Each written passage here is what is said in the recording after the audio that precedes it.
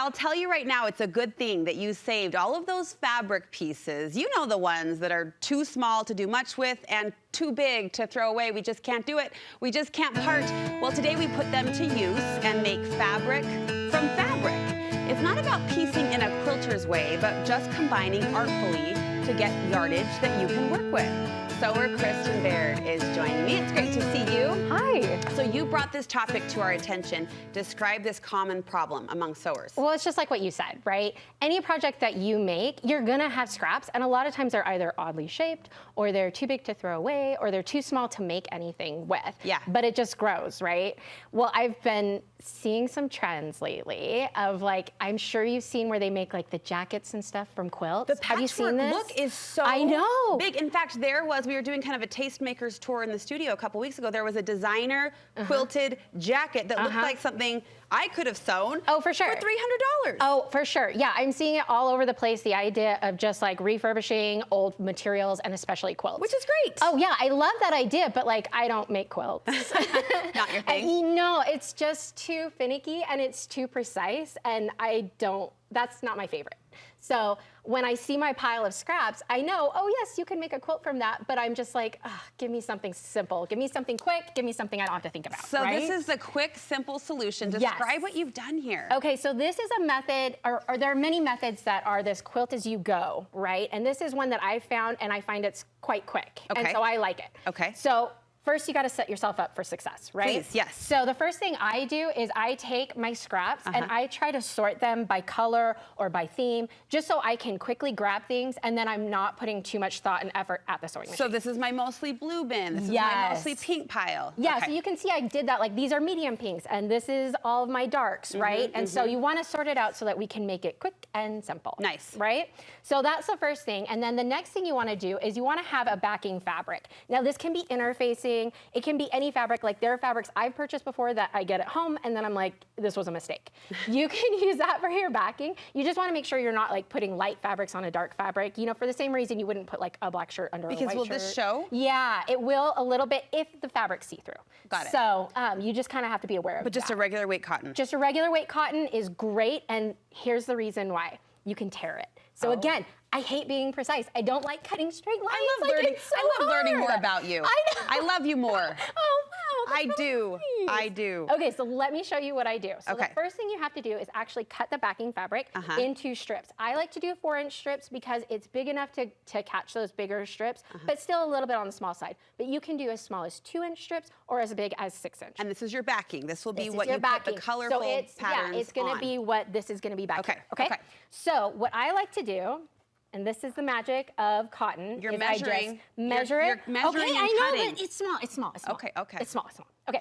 thought she So didn't like that. 1, 2, 3, 4, and then I'm just going to cut a little strip. There she goes, right in your and element. it's a straight line. I don't have to worry. Isn't that amazing? I know. Like, that's the main thing is I just want to do something quick. I want to do something simple. It's magic every time when it comes out straight. I know. With the tear. So that's why I use cotton. But of course you can use like interfacing or other things. You just would have to actually cut it. Okay. And that I don't need that in my life. Who has time for that? No, come on. Okay, so then the next thing you're gonna do is you're gonna take 2 scraps. Okay. And I like to have at least one that has a straight edge. So you see here, this one has a straight edge, and then you just sew at least a 1/4 inch. Why the straight edge? Well, because then it's easier when you take it to the sewing machine to get a straight seam, but you'll I notice see. that like I still didn't sew straight. It's still a little wobbly. But that's your guide. Yep, and it's fine. Okay. It's totally okay. You don't need to sew a straight line. And it's two, okay. 2 at a time, 2 2 scraps at a time. So you put them facing on top of your strip, like so. Yeah. And then I have this really cool tool I want to tell you about, and I'm super excited about. What? Okay, so this is what makes it super fun, is you got to turn it over, and then we don't want this excess garbage, right? So I want to cut that off at a 1/4 inch seam allowance, but if I was to take my quilting ruler, I'd have to line that up, right? I don't want to do that. Too precise. No, exactly. So I've got this at a 1/4 ruler, and it's so cool because it has this little lip That's exactly a 1/4 inch. Ah. So instead of having to measure it up, I just butt it up against that seam. Look, someone and thought that then through.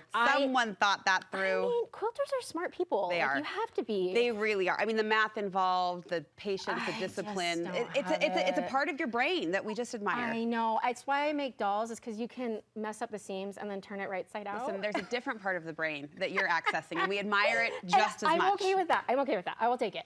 So I just cut that off. It's exactly a 1/4 inch. Perfect. Right? And then what you're gonna do, flip it back over, and then I like to iron, but you can just finger press it, and then I do a top stitch. And the reason I do the top stitch is just to reinforce that seam, because I know I'm gonna be cutting it up into other shapes. Right. So I just wanna make sure that I'm, covered there.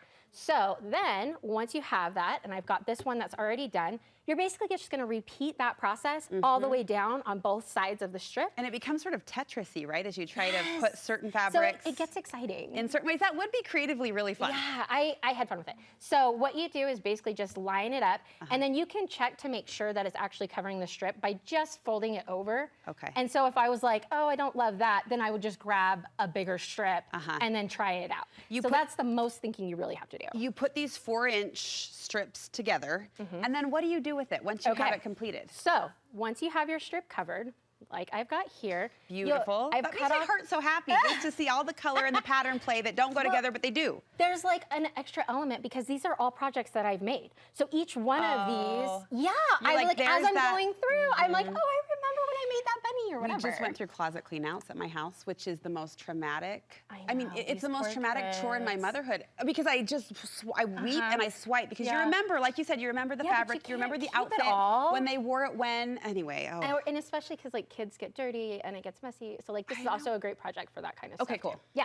So then now that we just had that little therapy session I know. together, we're back to the project. Are you okay? I'm good. I'm good. We're good. We're back to it. Okay. So then you would want to cut off that ragged edge, right?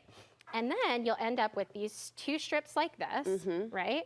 And then what you're going to do is just put them facing together and sew along that edge. Got it. Right? And then just like we did here, you're going to fold it over, iron it, sew it. And then once you have all of your lovely together, stretch, then you have an actual new piece of fabric. Okay, and are you making your dolls with this? I am, yeah. Like what I've shown you here. So these are all, I mean, some of these scraps are back when I very first started making dolls, like 3 or 4 years ago. Yeah. So it's been a fun trip down memory lane. Anything else you could make with this once you've created it? Of course. Are you kidding me? You can totally make like jackets. You can make blouses, the skirts that are all big into that, and especially with your kids' clothes or other projects you've worked on, it just adds that extra level. Oh, it becomes that one of a kind. Well, thank you so much. How can we see, we're seeing some of your work here in studio. How can we see some of your awesome work up close, Kristin? So today, actually, you can find all of these items at Utah Art Market. Oh, fantastic. I believe it's at the Greek Orthodox Church in Holiday. Okay. And so those will be there. I've also got some animals at the gift shop in Bountiful Davis Art Center. Okay. And then, of course, my website and Instagram, Hey Kitty Ray. You're so good at what you do. Your eye is so whimsical and fun. Thank you for teaching us this fun project that taps into the fun trend of seeing that mixed matched pattern on our clothes and beyond.